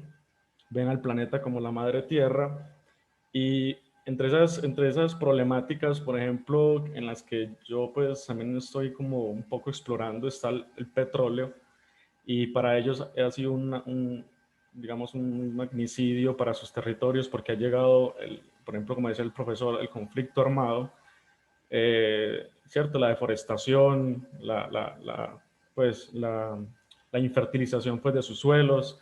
Entonces, hay un tema que ustedes comentaban también, de que, pues, visitaron el lugar, hablaron, no sé si hablaron con los líderes petroleros también, como en cuestión pues, en este caso a los indígenas, no sé, o a las comunidades aledañas. Y es como, por decir, no sé si en ese proceso ustedes llegaron como encontrar una posible, como ese equilibrio, ¿cierto? Entre esas dos actividades totalmente, pues, opuestas. Eh, es más como eso, quería como saber un poquito más como de esa parte del proceso que tuvieron con el fracking. Pues no sé, me interesa mucho, es porque, pues, veía que en la última, pues, diapositiva que colocaban como el número 6, las infraestructuras pueden ayudar a solucionar problemas urbanos y de planificación. Y una parte de mi proyecto, pues, también, pues, he estado intentando como hacer, como, por decirlo así, un cordón de seguridad, ¿cierto? En donde también, por decirlo así, la apropiación de la cultura y la relación de los no indígenas puedan casi que verse delimitadas por una infraestructura que puede potenciar en parte la cultura indígena y, digamos, que poner un límite por decir algo, a la penetración, pues, de sus territorios. Entonces, no sé si ustedes encontraron como algún punto de equilibrio entre esas dos como actividades, en relación, pues, como a indígenas y la actividad petrolera. Muchas gracias. Contesto. ¿Quieres que hable, no? Bueno, doy una mirada, por favor, Dale. no, está súper interesante tu pregunta y creo bueno, que ahí viene también y entra esta idea de justicia espacial, que es algo que nombramos al principio como desafío y que incluso hay muchos, bueno, yo lo nombré a Edward Soja, pero hay, digamos, muchos teóricos que han elaborado sobre esto. Y es que también, y ahí entra como la agencia de como diseñadores y planificadores de manejar el espacio para que sea lo más justo o que los recursos y el acceso a ellos se esté distribuido de la manera más justa posible. Entonces, en el caso del fracking, sí tuvimos conversaciones como con estas dos partes que son bien contrapuestas, ¿no? Por un lado, los técnicos y los petroleros que están, en realidad tuvimos como conversaciones con los técnicos argentinos. Nunca pudimos llegar a tener conversaciones con los petroleros de las multinacionales, que son los que la mayoría están ahí trabajando en el lugar, y también con la parte de las comunidades locales. Entonces lo que veíamos y la forma en la que veíamos que se podía hacer digamos, se podía lograr un equilibrio justamente con una planificación en la que vos le digas, por ejemplo, a los petroleros, bueno, señores, si bien entendiendo de que la actividad petrolera va a suceder y de que sería de alguna manera una utopía decir que no haya más fracking porque no va a suceder, bueno, pues que lo hagan, pero que lo hagan en ciertas zonas, por ejemplo, en un radio de acción de donde está la ciudad, donde están las escuelas, donde están los centros donde vive la gente, no se pueda explotar. En un radio donde está la actividad productiva, donde se producen manzanas y peras, tampoco se puede hacer. En un radio donde estén los cursos de agua. Entonces, la Patagonia y el territorio es muy extenso, y entonces es justamente planificar y delimitar, que creo que es un poco por ahí por donde va tu pregunta, y decir, bueno, en estas áreas sí, y en estas áreas no, y estas áreas las resguardamos, ¿no? Eso era lo que planteábamos. Es un tema muy complejo, y tampoco es que dentro de la visión indígena es homogénea, también hay heterogeneidad en la visión indígena, en este caso. Entonces hay gente que dice, no quiero que haya absolutamente nada, y hay gente que dice, bueno, que haya un poco, pero dame algo, o bueno, ¿qué podemos tener a cambio? Ahí es donde está la negociación, y ahí es donde puede entrar la disciplina nuestra para empezar a planificar el territorio. Es decir, acá sí, pero acá no, porque acá está cerca de este río, porque está cerca de esta plantación, porque está cerca de esta vegetación, porque está cerca de esta área de reserva, o porque está cerca de esta área que espiritualmente es importante para la comunidad. Entonces, ver cómo se mapean esos lugares y se negocia. Es difícil llegar a un resultado que contente a todo el mundo, pero también es importante tener en cuenta que es necesaria legislación a nivel nacional y local. Por ejemplo, Argentina tiene leyes que se han aprobado hace poco que dan cierto reconocimiento a los indígenas y que le otorgan estos derechos, entonces de los cuales ellos se pueden valer si pueden tener esa voz, pero habría que ver si en el lugar donde vos estás trabajando existe alguna ley, por ejemplo, que le dé algún marco de trabajo o de defensa. Siempre está bueno, por eso, bueno, ahí empezamos a tocar disciplina abogacía, ¿entendés? Hay que ponerse a leer, ¿no? Y tratar de entenderlo y ver y usarlo como herramienta a la hora de hacer una propuesta, ¿no? Porque muchas veces eso también se desconoce. Pero es un tema difícil, complejo, pero la clave también es, bueno, cómo negociás. Ahí está donde entra en juego también el tema de valores relacionales. ¿Sí? Yo le puedo pasar después a Sebastián unos autores, también hay un autor que se llama Meng, que habla del fracking equity, ¿no? Como equidad en relación al fracking, y desarrolla estos conceptos. Y bueno, da una serie de pautas a trabajar. Pero bueno, después se lo pasamos para Eso que... de una, me lo pagas y yo se lo roto a los estudiantes. Eso que decís al final es bien importante y sobre todo para esta escala de proyectos. De hecho, me abre la idea para para poner una tarea aquí internamente, que es necesario siempre hacer un mapa de actores, ¿cierto? Y ver cuáles son todos los actores que están involucrados en el proyecto, desde lo político, técnico, desde lo social, o sea, desde quién es el usuario directo, quién es el dueño, el poseedor del territorio, pero también quiénes están en ese contexto y también jerarquizarlos un poco, yo creo. Se me había pasado eso como en el curso, pero sí, generalmente esa metodología la Fundamental. Fue una de las implementamos primeras en los cosas proyectos. que hicimos, nosotros De empezamos hecho, la investigación. teníamos un slide de mapa de actores del fracking, pero lo sacamos porque recortamos un poco para no hacerlo tan extenso, pero tenemos ese mapa de actores también que lo Justo, podemos justo. pasar, donde veíamos justamente cuáles son todas las empresas, porque cuando nos pusimos a investigar la cantidad de empresas internacionales, desde Exxon, todos nombres, digamos, de afuera, que están interviniendo ahí, uno no se puede creer. De hecho, sí lo creíamos porque cuando fuimos a Vaca Muerta, la mayoría eran hombres hablando en inglés, y en camioneta Halliburton y así. Pero bueno, es importante por eso, armar como ese mapa de actores. Bien interesante. Bueno, ¿otra duda? Gracias. ¿Otra pregunta? Dale, Ricardo, gracias a vos. Gracias. Hola, yo tengo A ti. una duda, pero no es como tan proyectual, tan de los proyectos que nos presentaron hoy, sino es más del cómo se presenta. Me parece muy interesante esto de que ustedes presentan como la investigación a una universidad, la proponen y pues y les dan como ese apoyo, o en caso pues también al Estado o al gobierno. ¿Cómo es esta propuesta, sabiendo que de pronto no es como la línea de nosotros los arquitectos, sino que es algo mucho más grande que abarca demasiadas disciplinas? Más como la gestión, ¿te referiste a ti?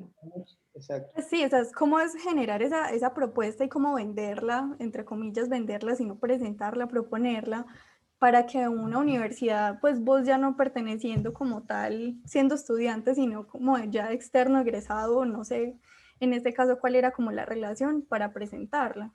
En el caso, está buena la pregunta, en el caso del fracking, sí era parte de una convocatoria que había en la universidad. Yo era egresado, pero ella todavía estaba estudiando, por eso lo pudimos hacer juntos. En ese caso había una convocatoria, pero bueno, llamaron a presentar propuestas y eligieron propuestas. Era una beca de Una investigación, beca de investigación. Pero en el otro caso del trabajo con el gobierno, por ejemplo, es mucha gestión, mucho mail, mucho entrar en contacto con distintas personas y por los lugares que menos se imaginen incluso. O sea, como le decíamos, el trabajo empezó en 2016, hemos hablado desde con secretarios a ministros de energía, hace poco comité del Ministerio de Ciencia del país, pero la manera que llegamos a ese comité de ciencia fue a través de un mensaje en Twitter, por ejemplo. Se le escribimos encontramos a la persona, le escribimos en Twitter un mensaje, nos contestó y empezamos a entrar en contacto y después mail y después Zoom y bueno, así empezó, pero parece increíble, pero muchas veces uno dice, no, ¿qué le voy a mandar un mensaje si no se lee? En realidad sí se lee. Pero bueno, hemos mandado 1000 mensajes, ¿no? Le hemos mandado mensajes yo he llegado a mandarle mensajes hasta astronautas que están en la Estación Espacial Internacional para que nos manden una foto que yo había visto que habían subido, que me la manden en calidad. Entonces es siempre estar en contacto y no tener miedo de preguntar. Eso, ¿Cómo nos conocimos, Estefano? y así así nos conocimos. Por Sí, Instagram. también los concursos, por Instagram. Sí, eso y también los concursos. O sea, los concursos también son otra herramienta importantísima. De hecho, el proyecto en la Patagonia con el mar también o sea, tuvo mucha visibilidad a partir del concurso de Holcim que ganaron y demás. Entonces, es como el concurso es otra herramienta que también, aparte en esto de la gestión y de hacerse conocer o de tener llegada, es otra herramienta para tener llegada. Sí, pero es mucha gestión, o sea, desde sentarse a hablar, mandar, sí, escribir y bueno, a veces se tiene suerte, a veces no, pero hay que hacer la gestión. Sí, no es pues solo de la academia, digo yo, Tati, o sea, incluso a nivel profesional eso es lo que uno normalmente está haciendo. Yo añadiría un poco simplemente, es que a veces esas entidades o esas organizaciones, como no hay gente tan decidida que se tira con la idea y que dice la voy a sacar y mira lo que tengo y te traigo una idea clara, generalmente no pasa eso mucho, entonces cuando eso pasa, apoyan. Y eso pasa también a nivel administrativo, pues incluso lo digo porque hemos en la oficina pues llevado proyectos a alcaldías y les suena y apoyan y bueno, hagámoslo, miremos cómo lo podemos gestionar. Es un proceso, como como dice Estefano, de mucha gestión, no va a salir a la primera, hay que mandar muchos tweets, hay que hacer muchas presentaciones y es un proyecto pues a mediano plazo. Ustedes, puede que lo que estés haciendo tú en este momento, la investigación, en 2 o 3 años alguien lo quiera publicar o te esté apoyando, bueno, es no dejarlo atrás. Lo mismo que nos explicaron del último proyecto, o sea, es un proyecto que después siguieron gestionando, siguieron hablando, ya venían desde la academia con él, la investigación fue creciendo y ahora tiene otro rumbo y eso va yéndose, es muy normal en realidad. Yo ahora lo estoy viviendo pues con varios procesos y es bien interesante. Y es probable que no impacte de inmediato, ¿no? O sea, por eso es importante la persistencia. Como le decía Sole, nosotros hicimos esto de tesis de grado, el último proyecto, que duró un año, fue todo el año, 2016, y terminó el año y nos volvimos a viajar por nuestra cuenta, nos juntamos con gente, seguimos investigando por nuestra cuenta. Después, al otro año ganamos el concurso, seguimos investigando, después nos ofrecieron aplicar una beca de investigación, recién en 2018 ganamos la beca de investigación, o sea, desde 2016 a 2018 fue todo cuenta nuestra. En 2018 ya nos empezaron a subsidiar esta investigación, hasta ahora que estamos en este proceso, y en este último trayecto es donde hemos entrado en contacto con las autoridades. Recién ahora, cuando está terminando la investigación, nos dan bola porque se alineó el gobierno, se alineó los intereses del Estado, al país le empezó a interesar el mar, y no hay mucha gente proponiendo proyectos desde el paisaje, desde la arquitectura, en el mar, en temas de energía, producción, turismo, en varios temas. Entonces, así es como se fue alineando, pero en 2016 eso no estaba. Pero nosotros más o menos creíamos que podía ser en algún momento. De hecho Y eso también... Perdón, me imagino Dale, Tatiana. que si en 2016 hubiera salido pues estas relaciones o estas comunicaciones con estas personas, seguramente no hubiera sido de la mejor manera. De pronto la investigación no estaba en el punto que debía estar, Claro, y sí, bueno, faltaba de mucho hecho, más proceso. algo que no mostramos ahora para achicar la presentación, pero son 5 proyectos, en realidad mostramos 3. El primero de la tesis no lo mostramos, pero era un proyecto que era muy ambicioso, muy grande, generaba demasiada energía, siendo que la energía del mar es muy nueva. Entonces, hubieron un montón de aprendizaje cuando nos juntamos con gente que sabía, que nos dijeron, no, hay que empezar por algo más chico, hay que hacer algo más chico en estos lugares, en este tipo de energía, y nos fueron orientando. Pero el proyecto que probablemente empecemos a desarrollar con el gobierno no va a ser el de la tesis, van a ser otros. Pero nació de ahí, digamos, el mismo concepto. Sí, digamos que las lecciones son que los proyectos nunca están terminados y que los proyectos están en permanente cambio, y justamente esta multidisciplinariedad y complejidad de actores hace que se vayan transformando todo el tiempo. Y por otro lado, que nadie te va a venir a pedir un proyecto, o sea, es como uno el que tiene que andar ahí buscando y como tocándole puerta y diciendo aquí estoy, ¿no? O bueno, así es lo que nos ha funcionado también a nosotros, es como esa doble herramienta ahí de la gestión todo el tiempo. De hecho, es muy paradójico porque la charla anterior, que creo que por ahí está Juan Pablo Zuleta, nos contaba eso mismo, que su tesis de pregrado pues la hizo, después hace poco se ganó la Bienal de Estudiantes con su tesis y ahora está buscando apoyo para desarrollarla. Bueno, es un tema bien interesante también en relación con el agua. Por acá les escribe Ricardo Santa Fe, muchas gracias por el espacio, súper bueno todo, gran abrazo. Paula Gorren le dice, nada más que agradecer este espacio, súper interesante. No sé, no quiero abusar mucho de su tiempo, chicos, ¿cómo están? ¿Estamos bien? Bien, estamos bien. Bueno, ¿alguien más tiene otra pregunta? Acá son las 8:30. Yo voy a tirar. Acá, Yo tengo una pregunta. temprano, ¿no? Sí, las 6. Sí, aquí son las 6:30. Luis, claro, Buenas adelante. tardes, muchas gracias por la presentación. Mi nombre es Luis Quintana, yo soy estudiante de Taller 10 con el profesor Juan Restrepo. Yo tengo una pregunta y es acerca de una entrevista que vi esta semana con un compañero sobre el puerto de acá de Colombia de Buenaventura, que es uno de los de los sitios más estratégicos que tiene el país, pero es incluso uno de los que más tiene corrupción.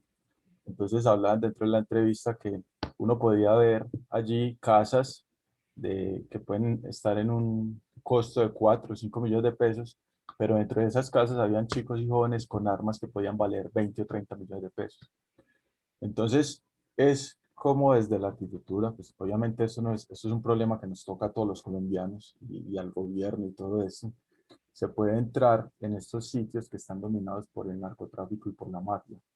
Incluso es una secuela tan grande que tiene la mafia que una de las industrias pesqueras más grandes está en el puerto y se vendió a la mafia, y en los barcos que habían de pesca se empezó a transportar drogas hacia el exterior.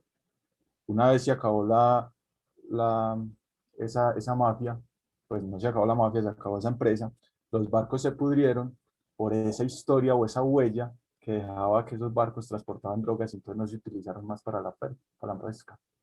Entonces, como esas secuelas, como esos rasgos de narcotráfico, como todo eso, por lo cual se han perdido generaciones y se están perdiendo generaciones, se puede afrontar dentro de estos proyectos participativos con la comunidad en estos sitios marginados y de gran potencial de desarrollo. Muchas gracias. Gracias a vos. ¿Crees que...? ¿Es vos? Sí. Okay. Es un tema súper difícil y eso es algo que nosotros en Argentina tenemos la suerte de no tener ese tipo de conflictos tan seguidos. Hay otros, hay muchos otros, pero en el caso, lo que se me ocurre por eso lo que quería decir con esto es que probablemente no sepamos, hay un montón de cosas que no sabemos, y lo que yo esté diciendo ahora probablemente esté sesgado. Pero no hay duda que hay varios temas ahí. Primero el tema de política, ¿no? de políticas públicas que es pertinente tener en cuenta. Pero, por ejemplo, cuando nosotros empezamos la investigación, lo que te puedo decir es que cuando nosotros empezamos la investigación de fracking, no sabíamos a dónde íbamos a llegar. Empezamos con una problemática, había un tema que nos llamaba la atención que involucraba desde una actividad extractiva a problemas hay corrupción en estos lugares, a daño ambiental, a problemas locales con las comunidades, falta de trabajo, falta de educación, problemas productivos. Eran todos temas que a nosotros nos interesan y que si uno agarra por separado puede hacer una propuesta. El tema era cómo los mezclas a todos y tenés una mirada integral de eso.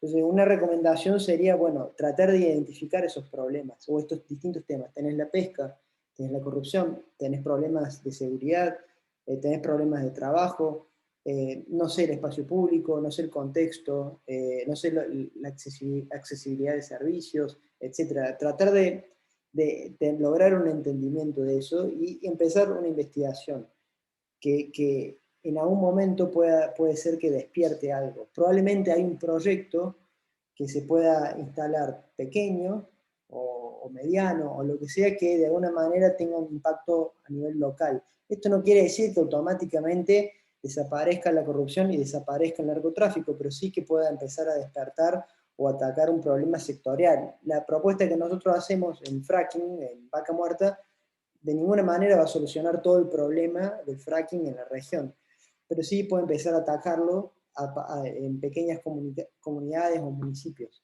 ¿no? Como desde un piloto. Desde un piloto, sí, algo pequeño, ¿no? Que después eso empiece a despertar políticas públicas que de alguna manera van moldeando estos problemas. Pero bueno, es complejo, ¿no? Es sí, yo quería agregar en ese sentido, ahora como les contaba, digamos, como consultora del BID y trabajando en la división de vivienda y desarrollo urbano del BID para Latinoamérica, vemos mucho estos temas, digamos, que son, digamos, temas recurrentes y comunes a todas las ciudades latinoamericanas, la informalidad, la violencia y este tipo de lugares.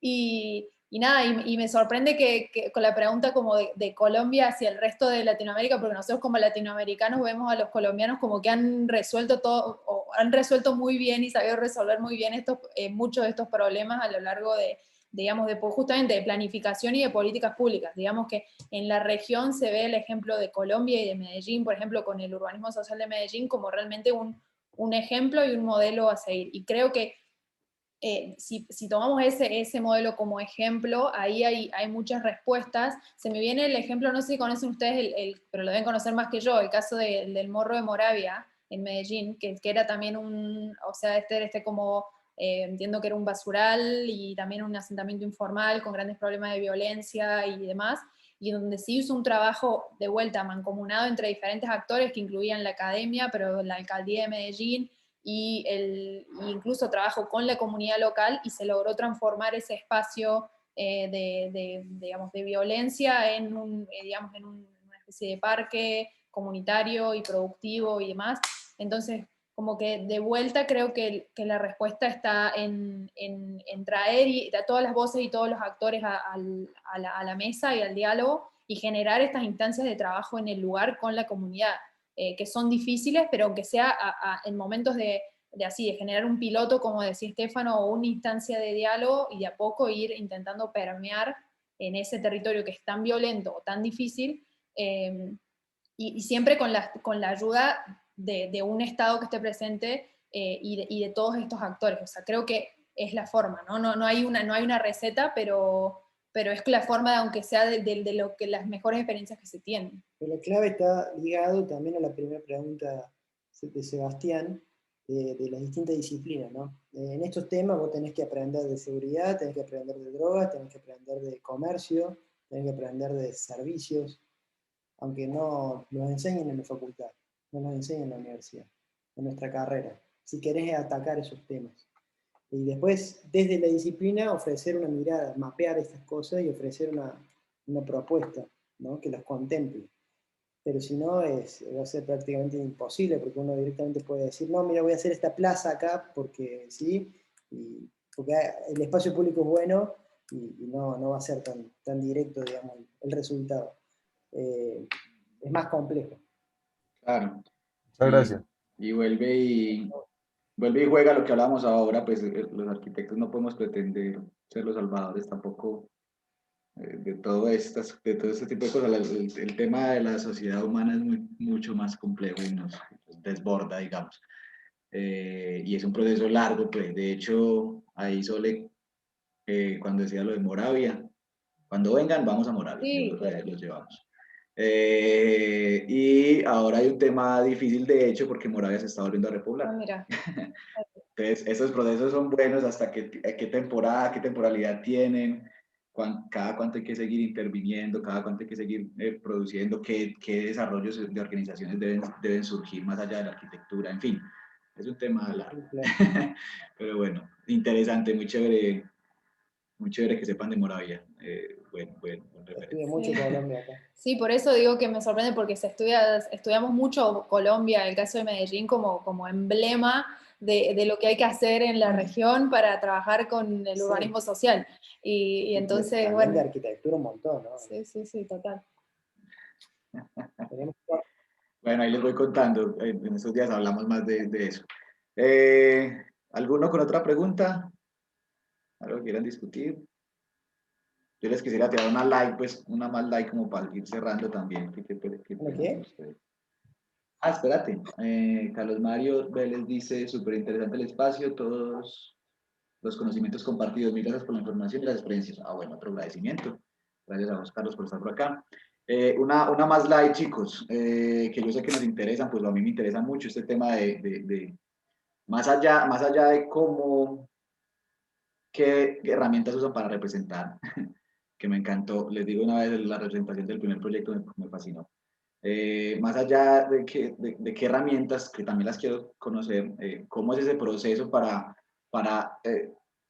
filtrar toda esa información, decantar toda esa información teórica, numérica, además cualitativa y cuantitativa, en unos esquemas y en un discurso elaborado. Pues, yo sé que es un poco difícil porque a veces uno ni siquiera se da cuenta, pero ya lo tiene como mecanizado, pues, y es difícil como de construirse, pues, pero sí me gustaría que hiciéramos el esfuerzo y nos contara un poco de eso, porque claro, entiendan todos el contexto, estamos en un espacio académico donde estamos en ese proceso de ya poner en palabras, en papel final, todo lo que hemos estudiado y analizado. Entonces me gustaría que hablaran un poco de la representación.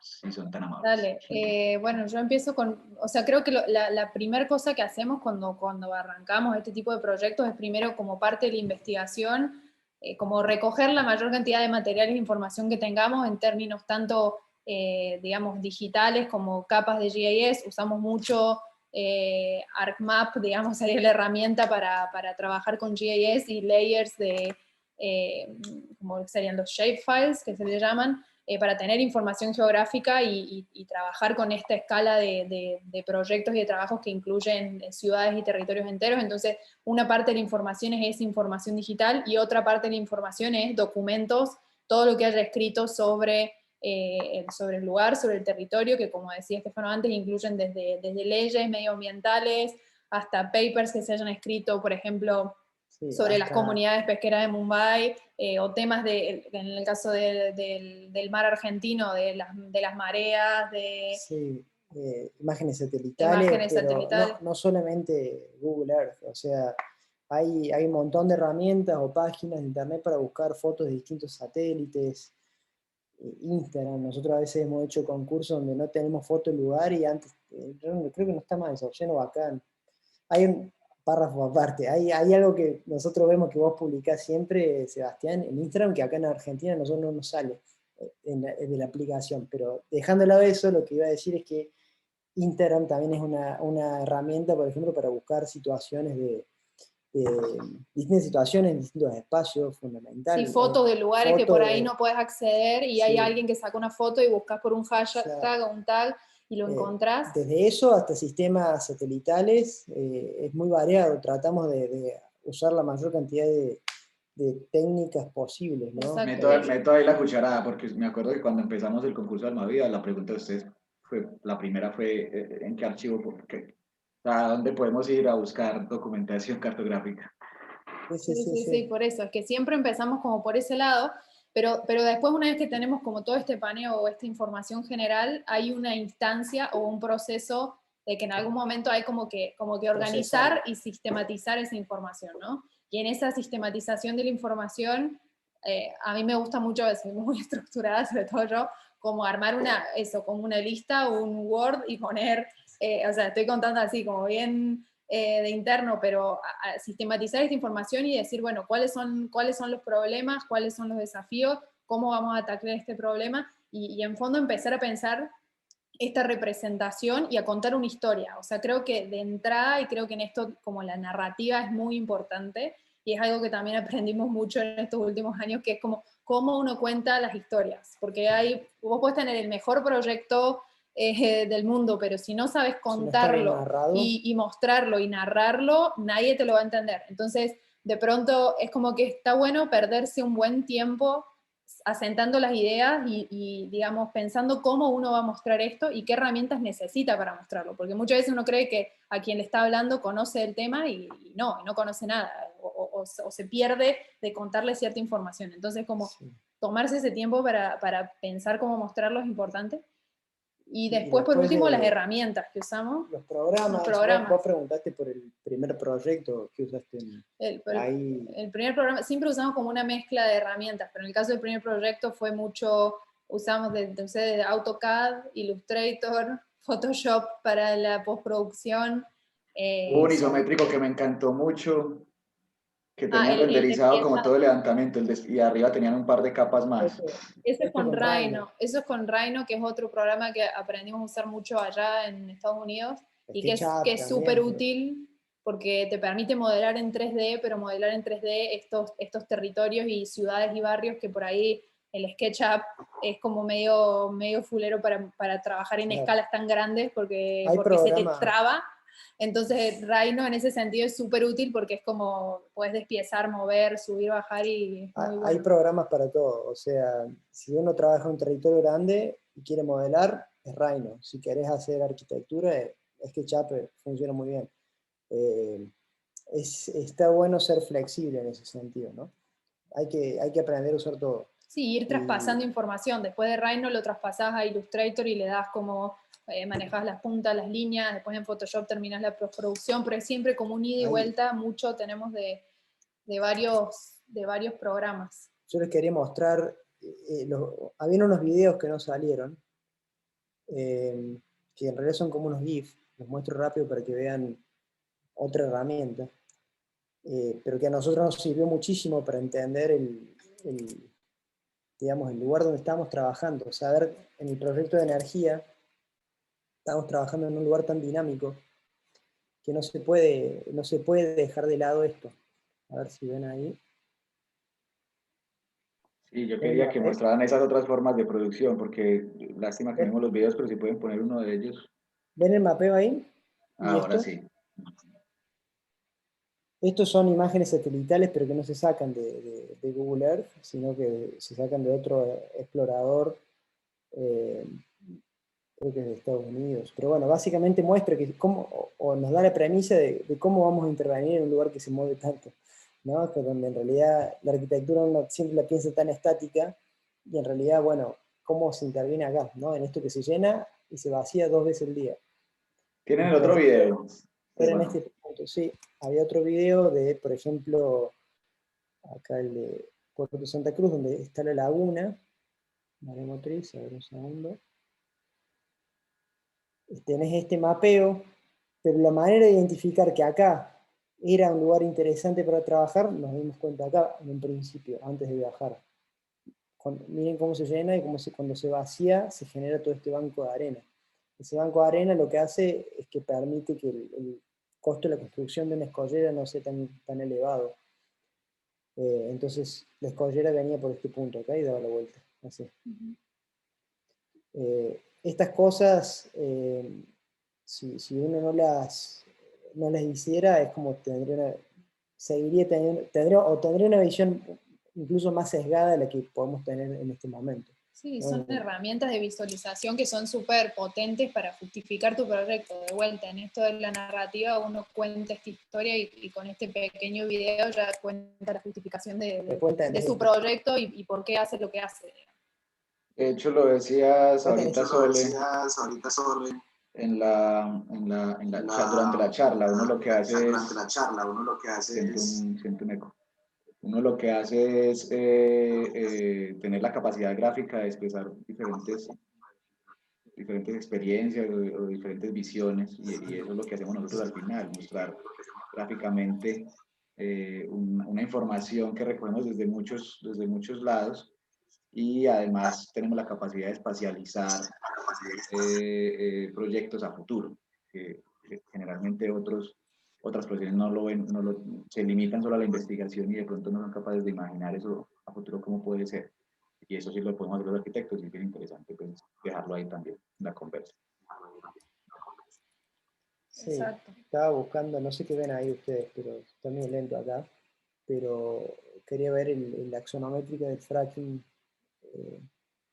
donde estaba como esa... La negra. Ese despiece, sí, la negra, que es un poco eso que decís vos, que también, y en esto también uno puede, o cuando uno empieza a hablar con muchos actores, estos actores como que la experiencia nuestra es que valoran mucho la capacidad de poner en un dibujo y en un papel y de comunicar, o sea, de comunicar una idea. Al fin y al cabo, también eso valoran mucho de nuestro oficio como comunicadores de cosas, que ellos por ahí no pueden poner que es muy difícil poner en palabras, digamos. Ajá. Entonces, por ejemplo, este gráfico que mostraba como esos impactos de la actividad del fracking, de esta superficie de 100%, que parece una cosa miserable, pero que al final tiene impactos en su profundidad digamos, y para arriba, en el ambiente, en la contaminación lumínica, sonora, contaminación de la capa de ozono y demás, y para abajo en generación de sismos, en contaminación de cursos de agua subterráneo y demás. Y de vuelta eso, esto es como una especie de cartografía en la que uno prioriza cierta información, y hay información cartográfica, pero también geológica, porque tiene como las capas de la tierra, la profundidad a la que llega el pozo. O sea, hay una investigación por detrás de ciertas cosas, pero después hay una estrategia de priorización y visualización de eso, de cómo mostrarlo. Y creo que eso también es bien importante de la representación. Total, y yo se los contaba a los chicos pues, en anécdotas anteriores, en el semestre anterior incluso, que cuando yo empecé a estudiar mi maestría en Ciencias Sociales y me empecé a enfrentar a los trabajos que nos ponían sobre todo de escritura, para mí era muy complejo, pero entonces cuando ya nos ponían a hacer trabajos, por ejemplo, en grupos, y era unos escribiendo y yo, por ejemplo, montaba la presentación, para todos era una gran fascinación ver las presentaciones que yo hacía, a diferencia de todos, porque yo estudié o sea, no había nadie de arquitectura, de hecho, es una maestría en ciencias sociales que se llama Estudios Espaciales, y eran puros antropólogos, sociólogos, trabajadores sociales, abogados, o sea, comunicadores sociales, nada que ver. Y escribían de una manera increíble, pues yo me sentía muy mal. Yo escribía un párrafo y no se entendía nada, yo escribía en el mismo tiempo una página y era poesía pura, pero en el mismo tiempo yo montaba una presentación y ellos eran también como, yo supe en ese momento que no podía jugar esas reglas, sino que tenía que entender mi punto, mis conocimientos y ponerlo en práctica. Básicamente estábamos haciendo el mismo proceso metodológico de ir a estudiar un referente, sacar información de archivo y ponerla en otra producción. En el caso de ellos era una producción escrita, en el caso mío una producción gráfica, pero era la misma metodología. Exacto. Listo. Es como una transcribir, es como transcribir información que está en otro formato, pero transcribirlo a algo que alguien lo pueda ver y entender fácilmente. Exacto, y en eso estamos incluso, justo en este momento estamos pasando, porque en la facultad tienen que entregar cada uno un libro de grado donde muestren su proyecto, en un formato específico que da la facultad, pero estamos tratando de generar ese contenido para que contemos todo el proceso desde el inicio, por qué llegué al lugar, cómo llegué al lugar, cuáles fueron mis primeros acercamientos, cuáles ahora ya con esta charla, el mapa de actores cuál es, cómo trabajé con cada uno de ellos, cuáles fueron mis primeras ideas, por qué hice esto y no esto, y al final ya uno sí muestra el proyecto arquitectónico, obviamente que es el objetivo de la carrera, pero también mostrar eso previo, todo ese proceso es bien vital y en eso estamos en este momento incluso ya para ir terminando. Listo, chicos. A Soledad y a Estefano, muchísimas gracias, hermanos. Muy agradecidos. Una charla muy bonita. No había visto el trabajo personalmente. Bien interesante. Tenemos que hablar. Luego hablamos, que para que conversemos de proyectos muy interesantes. Chicos, ¿algo que agregar? Agradecer. ¿Todo bien? Gracias a ustedes por darnos el espacio y nada, cuando le haga falta estamos acá. Bueno, estén pendientes ahí como siempre del Instagram y de las redes de la Santo Tomás, estos espacios, gracias de eso bueno de la pandemia, ese tema de la virtualidad pues nos está uniendo, está rompiendo estas fronteras.